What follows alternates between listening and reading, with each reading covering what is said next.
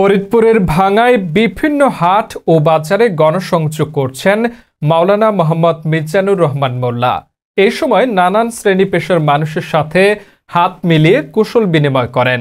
বিস্তারিত থাকছে ওয়াহিদুজ্জামানের প্রতিবেদনে।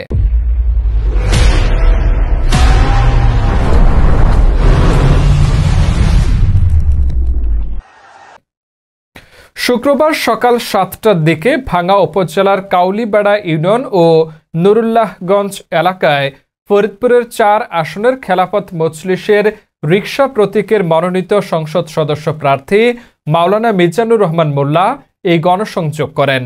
এ সময় উপস্থিত ছিলেন ভাঙ্গা উপজেলা খেলাফত মজলিস ভাঙ্গা উপজেলা শাখার উপদেষ্টা মাওলানা আবুল খায়ের সেলিম, সভাপতি মাওলানা হাফিজুর রহমান, সাধারণ সম্পাদক হাফেজ ওয়ালি উল্লাহ সহ বিভিন্ন স্তরের নেতৃবৃন্দ।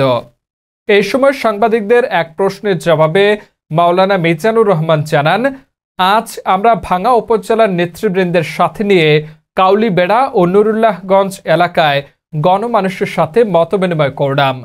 আগামী জাতীয় সংসদ নির্বাচনে রিকশা প্রতীকে মানুষের উচ্ছ্বাস এবং সাড়া দেখে আমরা খুবই খুশি। আমাদের সাথে বিভিন্ন শ্রেণী পেশার মানুষের সাথে সাক্ষাৎ হয়েছে, তারা আমাদেরকে সাদরে গ্রহণ করে নিয়েছেন। আলহামদুলিল্লাহ, বাংলাদেশ খেলাফত মজলিসের ভাঙ্গা থানার আমি সেক্রেটারি হিসাব বলছি।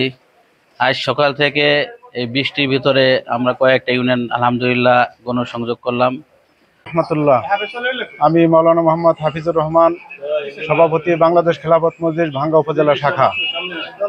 আমি বলতে চাই, বাংলাদেশ খেলাফত মজলিস ফরিদপুর ৪ ভাঙ্গা সদরপুর চরভদ্রসন নিয়ে যে সংসদীয় আসন, এই আসনের আমাদের যোগ্য প্রার্থী ঘোষণা করেছেন আল্লামা মামুনুল হক সাহেব। আসসালামু আলাইকুম রহমতুল্লাহি ওয়া বারাকাতুহু। আমি মোহাম্মদ আবুল খায়ের সেলিম, উপদেষ্টা বাংলাদেশ খেলাফত মজলিস ভাঙ্গা থানা। তো আমরা ইতিপূর্বে সদরপুর চরভদ্রসন শোডাউন করেছি, পরবর্তীতে আমরা ভাঙ্গায় ব্যাপক শোডাউন করেছি ৩ শতাধিক মোটরসাইকেল এবং প্রায় শতাধিক মাইক্রো নিয়ে। আমরা জনগণের সাথে গণসংযোগ করার জন্য ইতিপূর্বে বিভিন্ন হাটবাজার প্রদক্ষিণ করছি। আজ আমরা ১ আগস্ট শুক্রবার ২০২৫। নির্বাচন গুরুত্বপূর্ণ একটি বিষয়, যে নির্বাচনের মাধ্যমে মানুষ তার অধিকার সঠিকভাবে পাওয়ার নিশ্চয়তার আশা করে। যে আমি একজন নাগরিক হিসেবে আমার বেশ কিছু অধিকার আছে, আমি যেন আমার নাগরিক হিসেবে সরকারের কাছে, দেশের জনগণের কাছে আমি আমার অধিকার সঠিকভাবে বুঝে পাই। এই জন্য আমি সঠিক ব্যক্তিত্বকে নির্বাচিত করব। আমরা আজকে সকাল ৭টায় মালিগ্রাম থেকে শুরু করেছি। শেখপুরা বাজার, পল্লীপাড়া ঈদগাহ মাঠ এবং কাউরেপাড়া, ভিতরে নতুনগঞ্জ, বাঁকুড়া, যতগুলি স্পটে আমরা ঘুরেছি। প্রত্যেকটা স্পট থেকেই আমরা সাধারণ মানুষের যথেষ্ট সাড়া পেয়েছি। তারা অপেক্ষমান ছিল, আমরা যাওয়ার সাথে সাথে তারা আমাদেরকে সাদরে গ্রহণ করছে এবং তাদের ভিতরে যে উৎফুল্ল ভাব প্রকাশ করেছে, তাতে আমরা যথেষ্ট আনন্দিত হয়েছি।